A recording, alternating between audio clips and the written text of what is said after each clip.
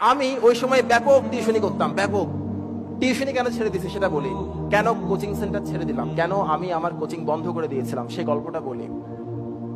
আমার এক স্টুডেন্ট ছিল, একটা অনেক স্টুডেন্ট ছিল, একটা স্টুডেন্টের কারণে খুব রাগ করছিলাম আর কি। রাগের কথাটা শেয়ার করি। আমার কোচিং থেকে পাশ করে সবাই বিভিন্ন বিশ্ববিদ্যালয়ে ভর্তি হতো, ইঞ্জিনিয়ারিং, মেডিকেল, বিভিন্ন পাবলিক ইউনিভার্সিটি, প্রাইভেট ইউনিভার্সিটি, বিভিন্ন জায়গায় ভর্তি হতো।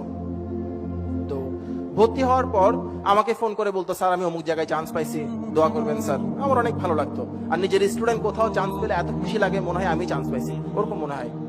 তা আমার এক স্টুডেন্ট চান্স পাইছিল বুয়েটে, বুয়েটে ইলেকট্রিক্যালে চান্স পাইছিল। এই ছেলেটাকে আমি অনেক স্নেহ করতাম, ভালোবাসতাম, ছোট ভাইয়ের মতো।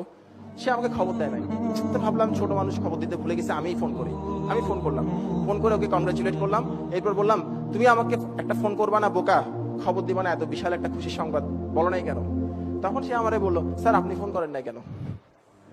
আমি বললাম, আচ্ছা সরি, আমি আসলে ভুলে গেছি। আমাকে বলে, স্যার ইটস ওকে, অসুবিধা নাই। তো আমি, আচ্ছা আচ্ছা, তো তুমি একদিন কোচিং এ আসো, তোমাকে একটু মিষ্টি মুখ করাই, তুমি এত কষ্ট করছো, চান্স পাইছো। বলে, স্যার আমি আসলে একটু ব্যস্ত আছি, আমি সময় পেলে আসবো স্যার। আরে ও আচ্ছা, সমস্যা নাই স্যার, আমি আসবো, সময় পেলে আসবো স্যার। তাহলে আচ্ছা ঠিক আছে ঠিক আছে, থ্যাংক ইউ, ভালো করে পড়ো। বলে, স্যার একটা বুদ্ধি দিই আপনাকে। আরে হ্যাঁ বলো। বলে, স্যার আপনার কোচিং থেকে এবার ভালো ভালো জায়গায় চান্স পাইছে, অনেক জায়গায়, আপনি মনে হয় খবরও রাখেন নাই।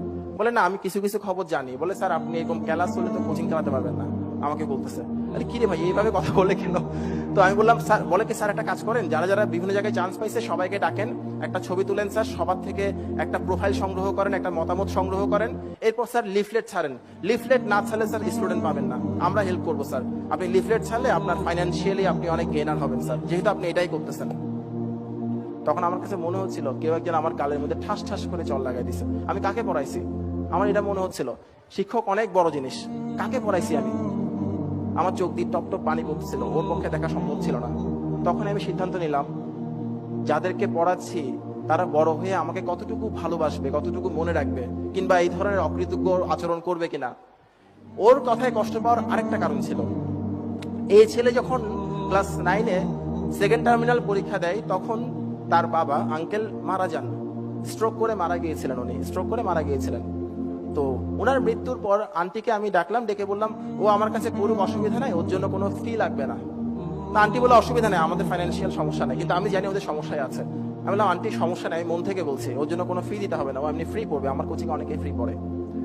যে ছেলেকে আমি ওই সময় থেকে শুরু করে 3.5 বছর পড়াইছি, একটা পয়সাও নিই নাই, সেই ছেলে যখন আমাকে শেখাই কিভাবে পয়সা কামাতে হয়, সে পয়সা আমার দরকার নাই, ওই জন্য আমি ছেড়ে দিয়েছি কোচিংটা।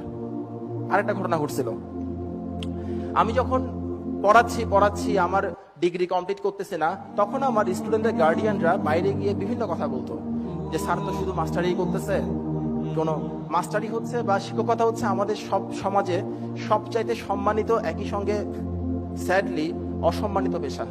আমার বলতে খারাপ লাগছে, কিন্তু এটা দুর্ভাগ্যজনক, জাতি হিসেবে আমাদের জন্য খুব দুঃখজনক এই জিনিসটা। তো এখন স্টুডেন্টরা, মানে স্টুডেন্টের গার্ডিয়ানরা বাইরে বলতো, স্যার ওদের সারা জীবন মাস্টারি করে কাটাই দিবে, আসলে ইঞ্জিনিয়ারিং স্যারের ব্রেনে কুলাচ্ছে না, ওই জন্য স্যার ডিগ্রিটা কমপ্লিট করতেছে না, এই কথাগুলো বলতো। আবার অনেকে বলতো, আসলে স্যারের পক্ষে এর চাইতে ভালো কিছু করা সম্ভব না, ওই জন্যই আমাদের ছেলে মেয়েকে পড়াচ্ছে।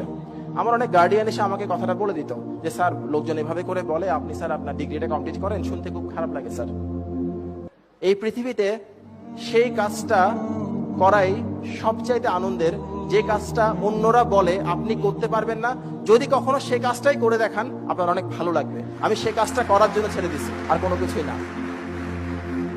আপনাদেরকে বলি, আপনাদেরকে অনেকেই বলতেছে তুমি এটা করতে পারবা না, তুমি পড়ো প্রাইভেট বিশ্ববিদ্যালয়ে, তুমি অংশগ্রহণ করতে পারবা না। প্লিজ কোনো রিপ্লাই করবেন না, আপনার সবগুলো রিপ্লাই হবে আপনার কাজের মাধ্যমে, আপনি আপনার কাজ করে যান, কোনো অসুবিধা নেই, দিন আসবে একদিন আপনার।